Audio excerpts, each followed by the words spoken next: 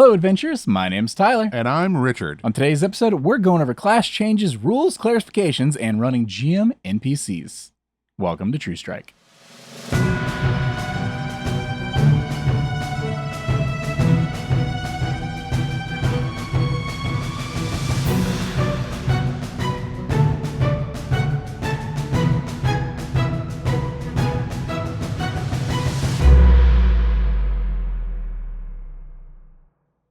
Welcome back to the show, everyone. Howdy!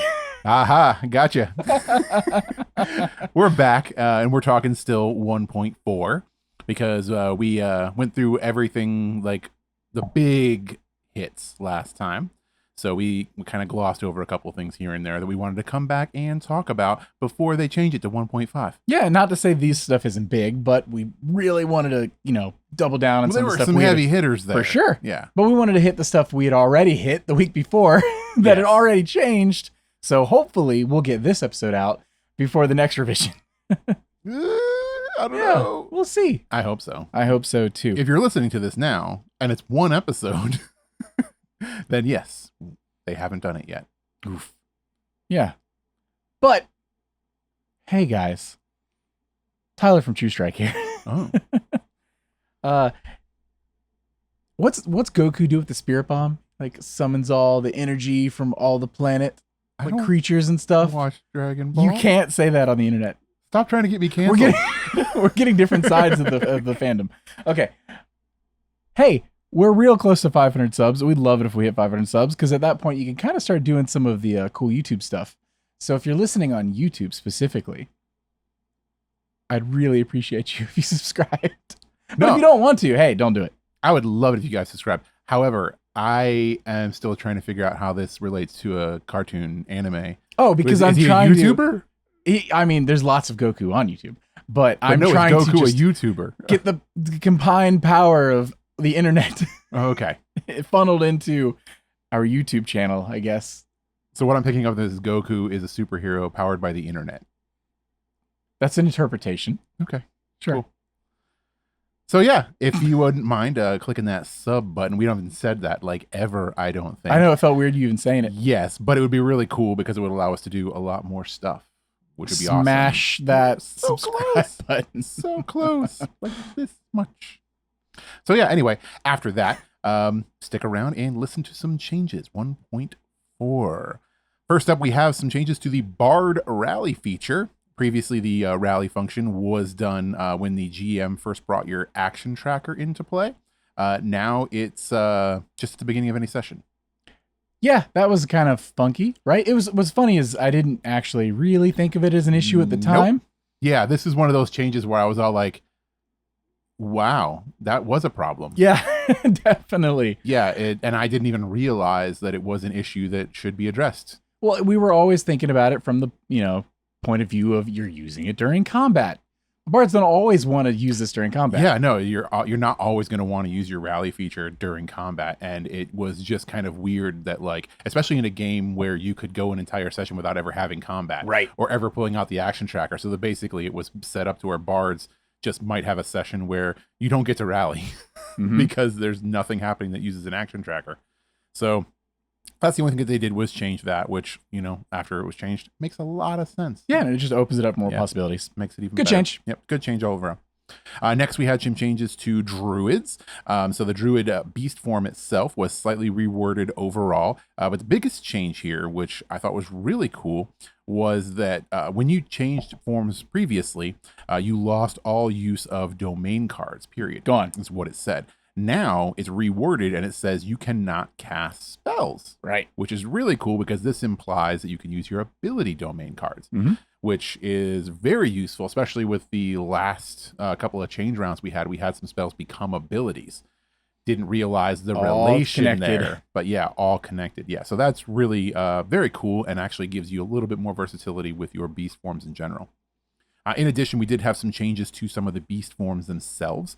The very first level 1 aquatic basically got a +3 to your evasion now instead of a +2. So you got a little bit of a buff right there. On level 2, the brute form, the damage for the attacks got pushed up to a D10 instead of a D6. So we got a little bit of a buff right there. And then nothing for anything else after that until level 5. So the speedy form, their armor score is a 6 instead of a 7. So a little bit of a drop right there. Sure.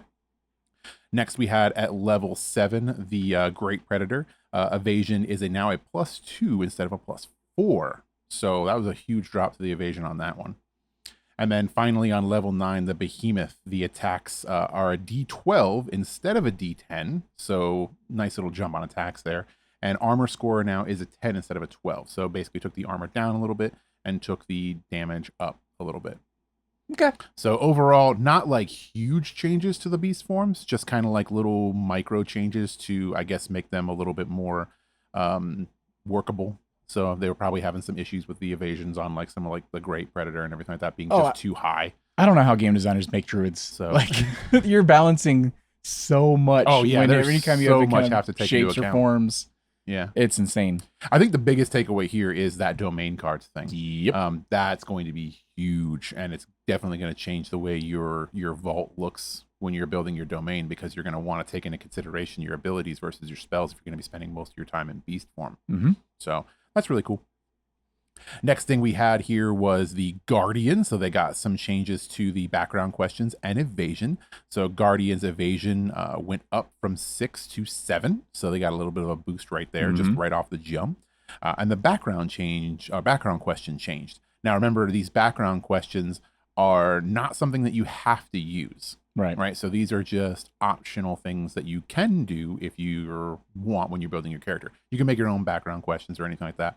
When we built my character, Cornelius Rivetbottom on, we did use the ones that were suggested. Of course. I do like the ones that were suggested. They're really cool and they're super fun. So this did get changed. Before, the background question was, you've always felt uncomfortable in your skin, described what you are self-conscious about, and basically that was it. So that one is interesting. The whole like not feeling comfortable in your skin. So they changed this now. So instead of that, it's now, what do you consider an aspect of yourself to be a weakness, and how has it affected you? So they just went ahead and changed the whole like feeling uncomfortable to a weakness instead, which I think kind of goes a little bit longer with the Guardians, right? As far as like thematically speaking, because they have like something in your mind that's a weakness to you. I could see the other one touching on some people's like insecurities and stuff in real life, maybe a little in too real much. life, a little too close. Yeah, a little too close. Where this also, it opens it up a little more. You can interpret it, be a little broader. Yeah. And again, this is just something that they didn't even have to change, because this is just completely optional anyway. Content, optional questions. But good to see they're looking at it. But good to see they're looking at something like that. And I guarantee that change was brought about because somebody probably didn't feel super comfortable by that question when they were building a character. So it's neat to see them doing that. I like that a lot. Next, we had the Ranger Companion sheet. Yes. We had some changes to that one. So on the companion sheet itself, there was an ability called Creature Comfort, which was one of the abilities that you can take when you level up your companion, because your Ranger companions level up just like with you. And this one allowed you to basically take a moment to clear your head, right? And then you would either gain a hope or remove a stress. So that seemed a little bit overpowered, because what is a moment? Right. Just, hey guys, I need to take 5. You just took 5. Yeah, you just took 5. It's like, well, I need to take another 5. I'm feeling stressed. Right? I'm feeling a little bit stressed right now. Just give me a moment. How long is a moment? Yeah. So they did fix that. So now it's, once per short rest. Which still a really good ability. But a short rest, taking a moment. A short rest versus a moment, which this is another one of those abilities that when I read it, didn't realize that it probably needed to be changed, right? Because it's not something that you think of, right? That take a moment versus like how long is that actual moment? And that's the point of the open beta. They want us to go through, break the game, tell them how we broke the game, so they can fix it to where we don't break the game. Yeah. I'm sure there's going to be a lot more breaking. Oh, for sure. Yeah. That's why they brought in Rogue a little bit. Yeah. Rogue Evasion, speaking of, starts at 11 instead of 12. Yeah. So that 12 was insanely high. Well, I mean, hey, Rogue should have a good evasion, but with builds, as people have seen through the playtest, you can get your evasion up pretty dang high. Yeah. So, combinations of multi-classing and everything else. So bringing it down that one, that's them trying to like control it a little bit because they want you to make powerful builds. They do. They cast Critical Role and everyone, they know how to have fun playing these games, and sometimes having fun is making extremely powerful builds, and you want to break it a little bit, but not too much, especially out the gate, like with the base rules. I'm sure down the line we get, additional content and stuff. Power creep's going to be wild until they reset everything down the, road, Daggerheart 2 or whatever. But for now, let's get the baseline good and solid, not busted out the gate, and we'll get to that later. Yeah. So we haven't actually played it yet. But this seems like it's not as harsh of a change as necessary. You want to bring it more. Yeah, and this is complete like armchair right now because I haven't played a rogue in Daggerheart yet, right? So I don't actually know whether or not it needs to be more than this. But surface value, playing with things like classes and levels and multi-classing and everything like that, 12 seemed like insane, like easy to break high. Right. So I'm kind of surprised that it only went down by 1. And I think the only reason why it didn't just go down by, or did go down by 1 instead of more, is because if they took it down 2, they'd start to have to look at other classes' evasions as well. I mean, I'm sure they're looking at everything across the board, but you could do these we've mentioned them before, micro adjustments, and just see how the fan base and players handle it, and whether you're still getting these broken builds, and if they need to bring it down more, they will, instead of overcorrecting now and just having to build it back up. True. And like you said, maybe if you bring it down a bunch, maybe you have to bring down other ones. And then what do you do when you're building back up? Bring everything back up again, a little bit, like minor thresholds. We saw them cut everything down real low. And then this update, start bringing some of them back up again. Yeah. Maybe they're trying to avoid a situation like that. I'm not going to be surprised if we see rogues get hit again. Somehow. We'll see. You're going to, I mean, are they going to do half rates? Well, so this is where it gets interesting, right? 10.5. Because what do you think your base armor on most rogues is going to be, right? True. You aren't going to be able to take a lot of hits in most situations, depending on your rogue build. Yeah. So, but you want to be able to dodge some hits. That's the thing. Starting out at 11. So starting out at 11, that's just your base level. Sure. Is starting to get up there. Because you have to imagine now you're going to be adding into that with, specific armor builds and everything like that. I don't know. I feel like we're probably going to get hit with another evasion nerf. You're going to have to switch Rivet Bottom to a rogue. See, you can test this directly. That if there wasn't already somebody that was planning on playing a rogue at our party, I would have been a rogue. Hey, you could talk her out of it, maybe. No, I would have been. Because that was like... You could certainly try. Ooh, yeah. But she does want to play the rogue. She does want to play the rogue. But man, that syndicate rogue is just calling to me. What if we just did multiple rogues in a party? Oops, all rogues? Yeah. We'll call it Blades in the Dark. Oh, hey. Wait, I don't think we can do that. Oh. We all got something else. Blades in their sharks? Yeah. And just... So yeah, we'll see what happens to rogues, or if I ever get to play one. Next thing we had to change to was the Warrior's Attack of Opportunity. So this one changed from make a reaction roll against the person's difficulty that you're trying to hit to make an agility reaction roll. Yep. So I guess just back into clarification of things. Well, I was going to say, you're adding the agility to that as well. So just a little plus. Little plus there. A little more likely to happen. Yep. Good. It's a buff. Proficiency upgrades. So previously, this was something that you did on level ups. Yes. Yeah, we kind of started to discuss this a little bit earlier. So this was something that you were choosing, right, to do in lieu of other things, right? Because you only get so many choices during your level up. Do you want to increase some stats? Do you want to, gain this? Do you want to gain a proficiency upgrade? Which, of course, you would want to. Why wouldn't you? This kind of is one of those things that it's beneficial across the board for everyone. Yeah, and that's what kind of would make it hard to not choose. Right. Right? Because it's such a blanket use case scenario. Proficiency. Yeah. Yeah. So they decided to just throw it in there. Yeah. Not levels 2, 5, and 7. You just get it. Yeah. Your proficiency goes up. And in its place, because, there was a gap now you can choose to upgrade your minor threshold instead. Yeah. I think this was a smart choice For sure. like you said, because you had mentioned people probably were complaining about this, right? It's you feel like you have to take it, right? Yeah, because it's one of those things where it's like, if I don't take this, I'm becoming less effective overall. Yeah. Right, because that proficiency is coming into play so often versus literally everything else. So it's kind of like, it kind of felt like it was limiting to you. So this is good. I like it a lot. The next thing we had was unarmored rules clarification. Yep, important. Which, when I saw this, I asked you, like, was there an unarmored ruling before? Like, did we cover this already? Yeah. We covered the domain referencing it, but... And we talked about it a couple of times. Yeah. Like, oh, this would be a really cool domain card to make your unarmored build, like your monk build, quote unquote, right? And I actually pulled up the old playtest, the old version, and started to search for unarmored just to see what the revision was, and it didn't even exist. So there was no subheading for unarmored. It was just heavily implied throughout different parts of the book what unarmored meant. Yep. But now it actually has a blurb, and it's very short. It's not a very long thing at all. But I'd say it's pretty accurate for what it is. But it's pretty accurate. So what this is now is, while unarmored, you have no access to armor slots, period, full stop, unless you have a way to increase your armor score, like a domain card, is essentially what they're saying. So if you do go that route of unarmored, you don't get those armor slots, which I was kind of shocked by at first. But, it makes sense. You have no domain armor. card, and what if you have a shield? Yeah, so now you're getting back into armor, so you're getting an armor value, but, man, it's going to be practically useless, right? Oh, hey, is it? Because some shields are as good as your gamison armor and stuff like that. Yes, but they're What's good.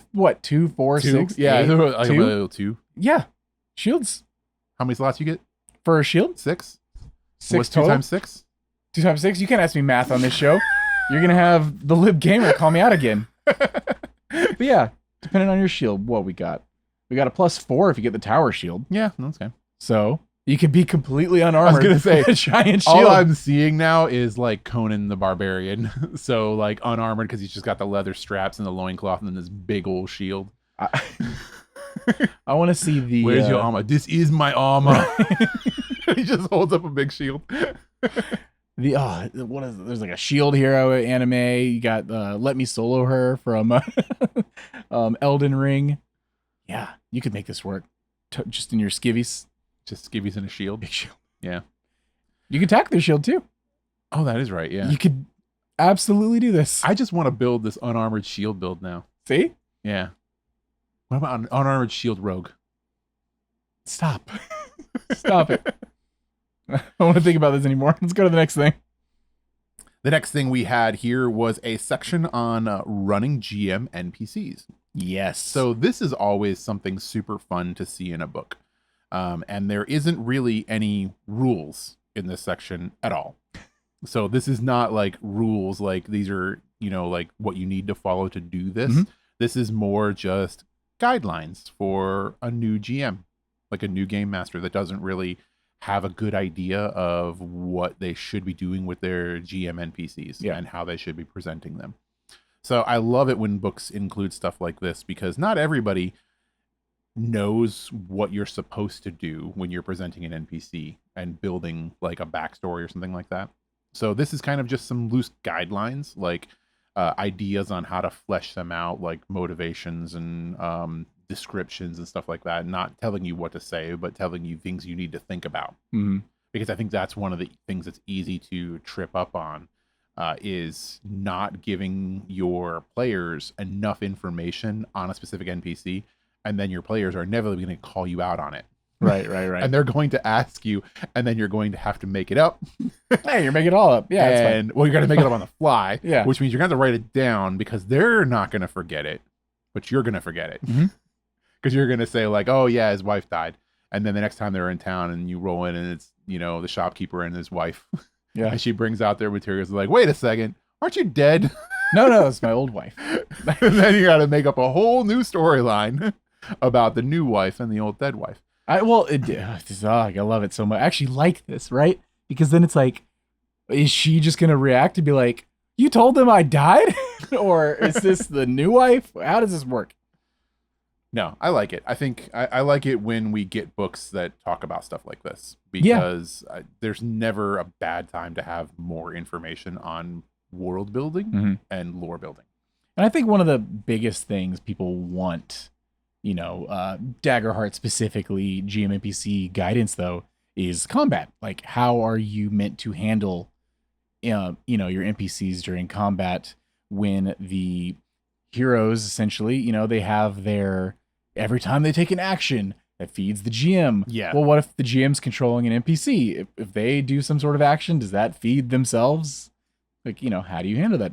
Guidelines are important. Yeah, no, and that's a really good point to make too, because I think one of the very first games that I did GM for you guys kept shanghaiing my NPCs and bringing them with you when they were supposed to just be NPCs in the background. That's how it goes. Yeah. Yeah. So you were just stealing my NPCs and making them go along with you and then bringing them into actual fights. Yeah. Marvin's great. And I was like, Marvin is not built for fighting. He's a vampire hunter. What are you talking about? He was not built for fighting. So I had to come up with really creative ways to keep him out of the fights or to make him ineffectual in fights. Look, man, just so that you guys would actually be able to do these combats on your own. You're going to make an adorable NPC with a great personality, fun to be around, and tell us he's a friggin' vampire hunter while we're, hunting vampires, and we're not going to bring him with us? Yeah, he's running a business, okay? Yeah. He had things to do. And guess what? He put those on hold like a good vampire hunter should do, and he came with us. So yeah, he's fine. It's really good to have guidelines like this because that, like I said, I had no idea how to handle that and had to just make it up on the fly. And I was like, well, okay, we're going to make this work. And you did.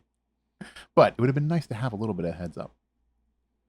The next section that we have is character death, TPK guidance, essentially. Yeah, or avoiding it. The character death section is a little bit about both. So it's about character death individually as well as TPK, so total party count. So this section talks about essentially how you need to handle that based on your group, which is kind of what their focus is that you're going to have to read the room and decide kind of where the headspace is on your table as well as individual players, which I think is important for character death, period, right? Because as appealing as it might be to want to kill a character, it's a lot easier to kill a GM NPC than it is to just wipe one of your characters off the table. Yeah. But sometimes a character death can be pretty impactful and can actually have a really good, moments to advance a story or to change a story or to pivot a story. Campaign 2 Critical Role, Molly Mock. I was going to say, I think that that's a huge part of why this part of this book exists. Is because something like that was a huge event, which you just spoiled for everybody that hasn't listened to campaign 2 or that one character in campaign 1. So yes, it's happened in multiple campaigns across all tables in the multiverse. But sometimes it can be pretty big. But you have to be able to know when is a good time to actually do that, or if it's a good time to actually do that. And there are other options there, which we've kind of touched on in the past, because we have had TPKs somewhat recently. Not recent as in like... It still feels soon. recent. It still feels like yesterday. Feel the water in my lungs.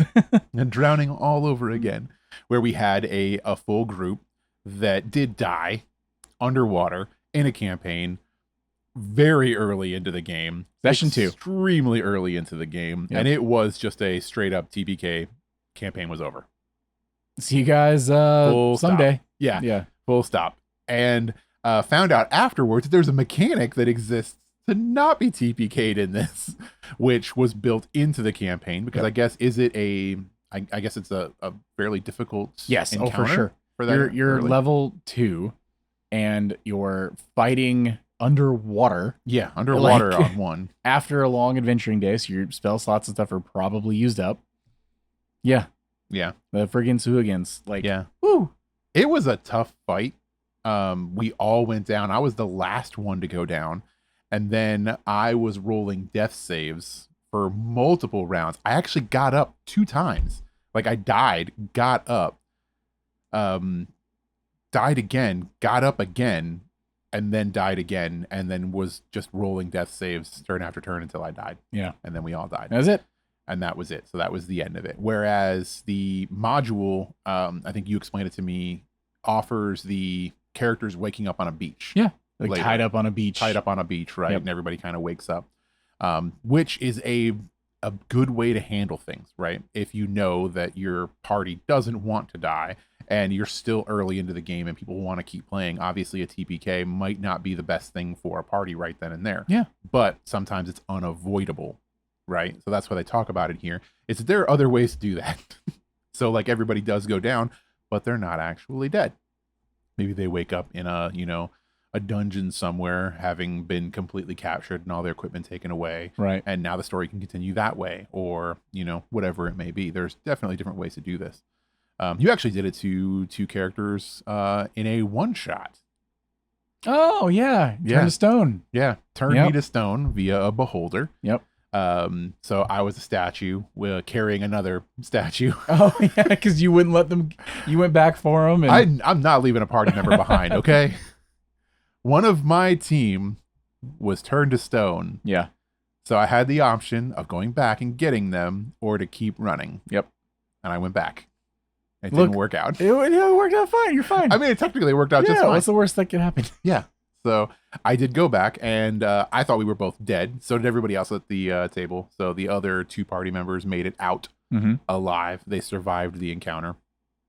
Me and the other party member did not. So we thought we were just completely dead until the little ending part of the story where it turns out we didn't die. Right. So there are lots of ways to get around character death that happens in a game. You didn't die. You woke up somewhere else and you both had a strange tattoo on your body. Yeah, I got a tramp stamp out of it. So cool. Sweet. Yeah. That won't come back later. I'm sure it's fine. That's a pretty cool tattoo. It is a cool looking tattoo. I'm okay with it. Yeah, it's a tattoo of the beholder. Yeah. I still don't know what this means, but I think the rest of the party doesn't trust us anymore. That's true. But that's metagaming. Yeah. You think? So yeah, character death and TPKs, there are other ways than just killing off your characters. Yep. But if you really need to. Why? Okay. And I know we're on our million times. Sometimes it's just the GM isn't over with their story either, And if your player didn't go out in a blaze of glory and it's their final moment, you want to respect their decision, right? If the player feels it was their moment, and you don't want to take that away from them either. You don't want to come in and they sacrifice themselves in this noble thing and they're like, and I'm moving on. I'm ready to play my new character, Stan Velsing. And you're just like, but instead from the heavens. Nope. That's interesting, though, that you brought that up, because I had forgotten all about the ability to go out in a blaze of glory in this game. Mm-hmm. Right? So there's a built-in mechanic for you to be able to go out with a bang, right? You are choosing to possibly end your character permanently. Yeah. And go out, and I guess, as a GM, you're just going to be like, I don't know. Maybe I feel like in those moments, you probably let it slide. You let it go. Yeah. Because at that point, because you were guaranteeing the success, right? Yeah. That whatever you want to do, it happens in this moment. And if your players sense weakness, and maybe if I go out in a blaze of glory, he'll let that slide too, and I'll come back, and I'll have also accomplished what I wanted. And then that's the one that doesn't. Well, he did it. No. If I'm ready to do that, and I do it, I've moved on.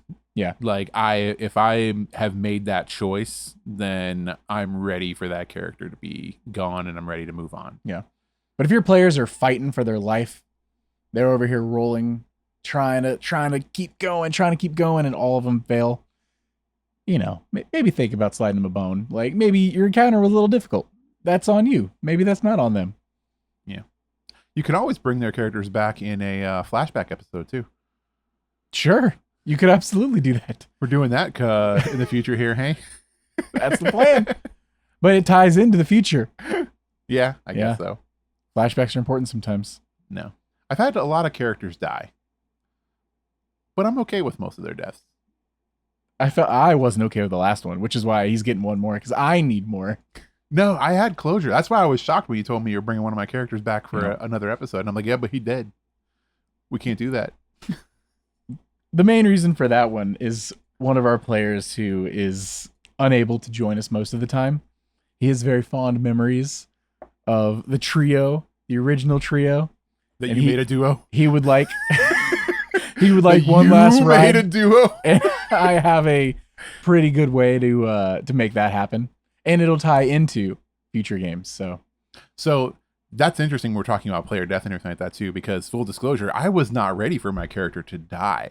And I didn't think I was going to die. I didn't think you were going to kill me. You think I would do it? I didn't think you had it in you. I told you going in. You know I what? was If you go all back like, to that episode. I don't. This is actually That was me calling your bluff. if you go back. It wasn't a bluff. We didn't have video yet or anything like that. During October, we do like spooky game month, and we try out different games and stuff. Well, the first thing we did was we did the Liching Hour part 1 and 2 here on the podcast. So the game and character death he's mentioning is in there. Spoiler alert. But I told him it's on Mike. You guys can go check it out if you want. I warned him I will not hold back in this fight. You can run. And he's like, nah, I'm not running. And well, I didn't hold back. The odds were against him, but it wasn't impossible. He was never going to run. You knew he was never going to run. I've never run. But you could have. I love that you're slipping into his voice. I've never run. He was never going to run. Was that before or after I killed your one-shot character? I don't remember.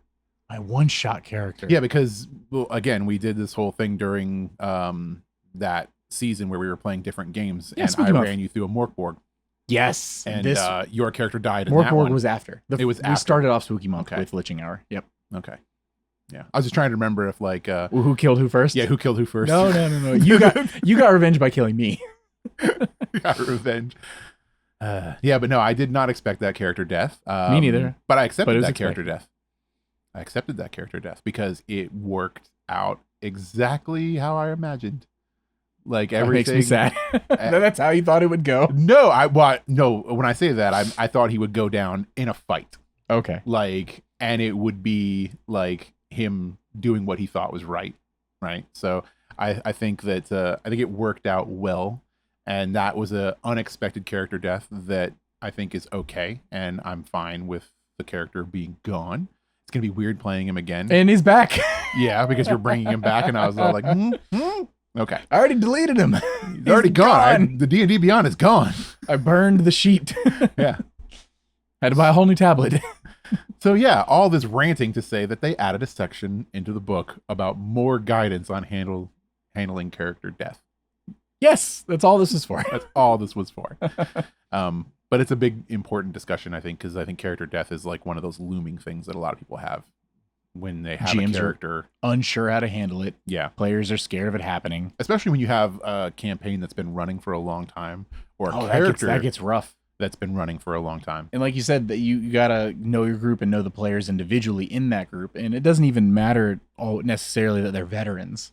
Mm-hmm. If they're attached to their character, that can make all the difference in the world. There's in Icewind Dale, I was extremely attached to Rudy, but I did stupid things all the time expecting him to die. And that's just how I lived, because that's how he lived, right? And if he had died at any moment, so be it. Yeah. And I love that character to death, but I'm willing to accept my actions and things like that. Not everybody's ready to let go. Yeah. Look at one of our other players. They got to fight, and they were ready to burn the whole campaign to the ground. Ready to burn the entire campaign to the ground. So, so you're bringing up all kinds of old stuff here. Hey, man, we're 30 minutes in, and we finished the main talking points. Because you just brought up Icewind Dale. Hey guys, I'm Tyler from True Strike. Welcome. Feel free to leave. We hit the the main talking. Oh yeah, points this is it for the talking points. So we're just gonna talk.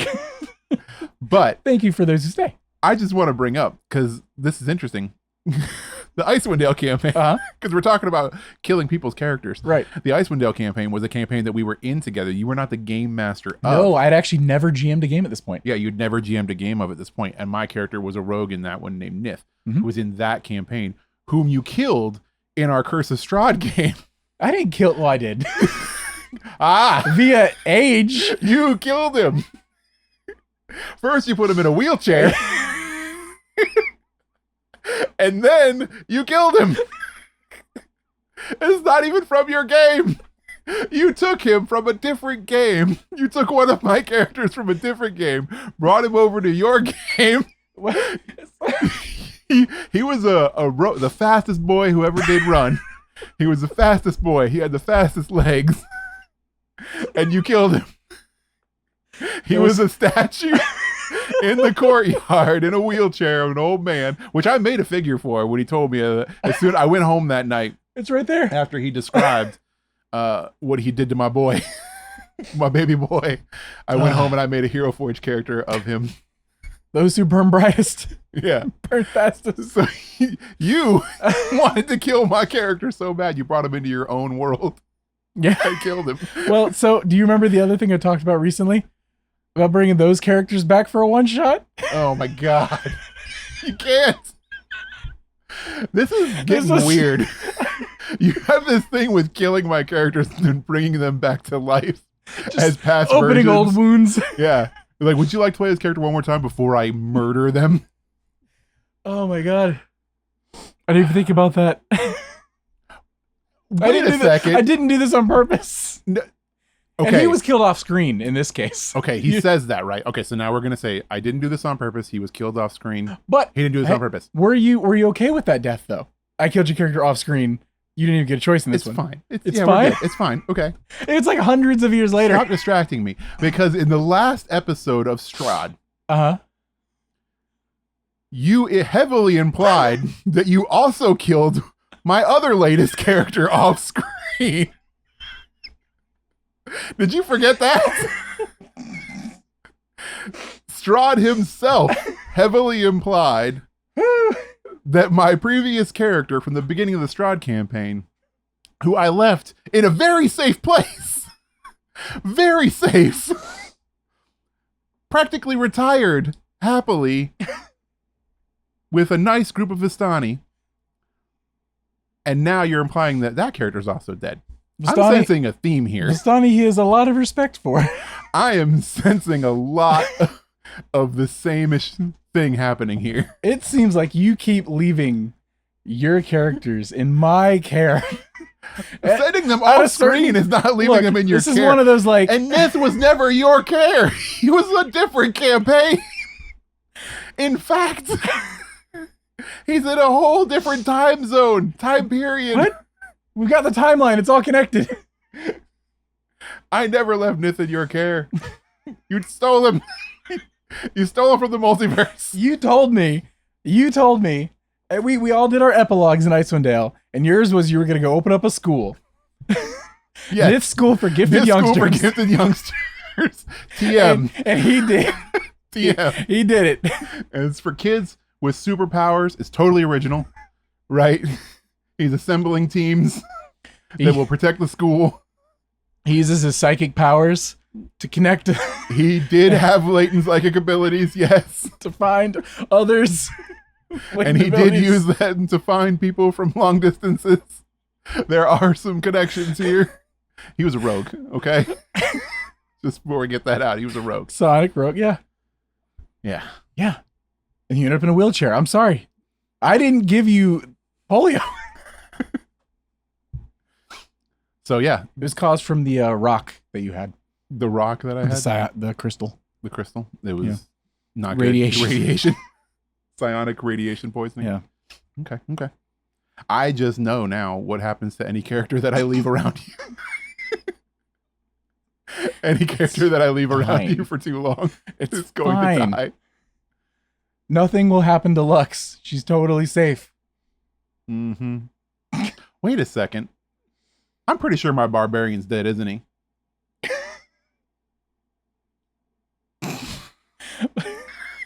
He drowned, didn't he? Oh, he's fine. Is he? Yeah. You guys fought them, remember? They were brought back to life. Yeah, because he was dead. I forgot about that. He is dead. I'm just going to keep remembering my characters. Bacone, you all died. Yeah. Clark. I'm just going to keep remembering my characters. You all drowned fighting that Kraken. Or were killed by the Kraken. And you were need brought to back to life. D&D Beyond. And you fought your other characters.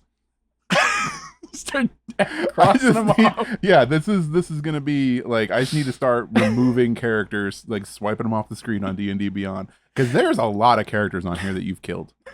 I didn't realize this until we had started having this discussion.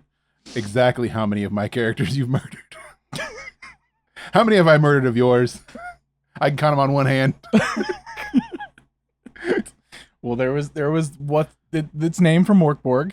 Oh wait, you played a character in Quietus. Yeah, you killed him too, and his wife, and his kid off screen. There's no defense for any of this.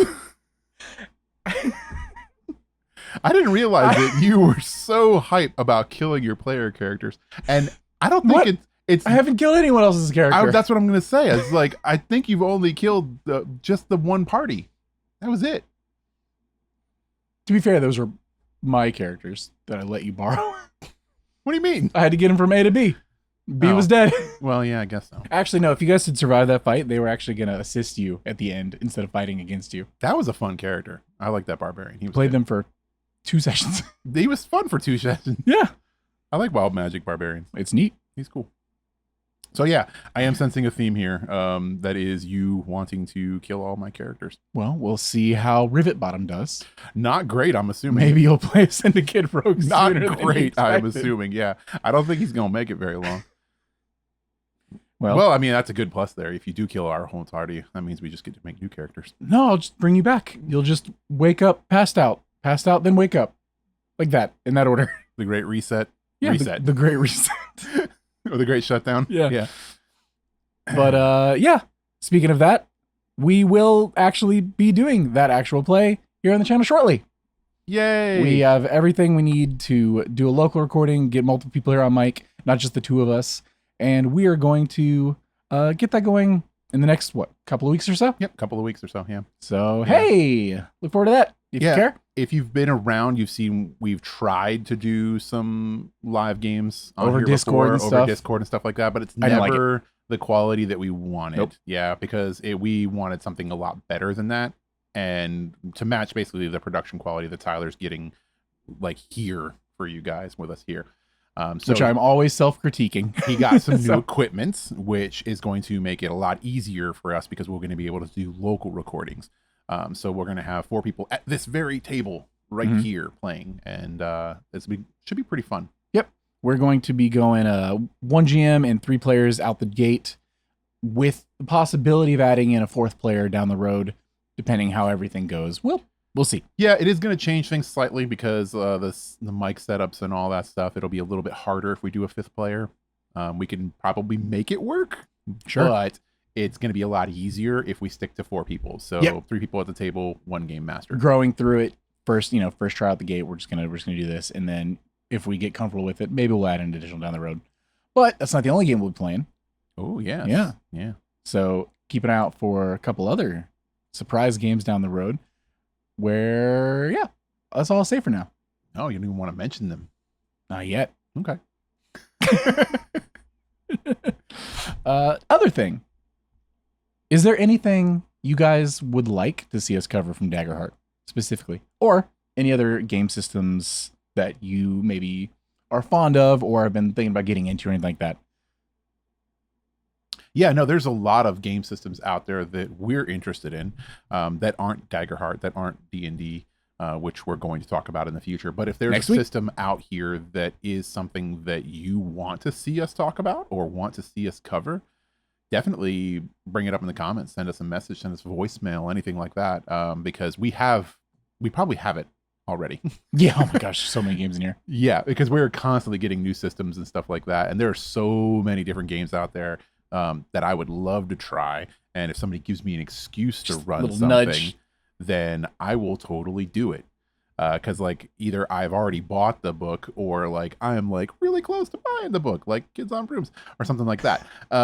So yeah, if don't give them ideas. Anything that you guys want to see, it's always awesome when you guys come forward with stuff like that, because you know that gives us an idea what you want to see. And, exactly. And if it's like if it's a review of something, so you want to know what our 2 cents are on it, or if, you know, if we've played it or something like that, or if it's just like surface review as a new person to this thing, what do you think of it kind of a situation? Also welcome. Yep. Whatever you want. We are beholden to you. Yes. But for now, thank you for sticking around. Yeah. For all that rambling and living in the past, like Richard's doing with all his characters that will never see the light of day again, except for the 2 that will. And if I'm mysteriously not here one episode, it's because Tyler killed me. That's not true. There was one episode where he couldn't make it and Garrett was here. That really came back. So, for now, though, I've been Tyler. And I've been Richard. For now. It's different. And we've been True Strike. Bye. Bye. Richard. Hey, adventurous. Thanks again for joining us today. Please be sure to give us a follow on your favorite podcasting platforms and YouTube. If there's any questions you'd like to write into the show, you can hit us up on X, Threads, or Instagram. New episodes release every Tuesday at 2 p.m. Eastern. Thank you for listening to True Strike.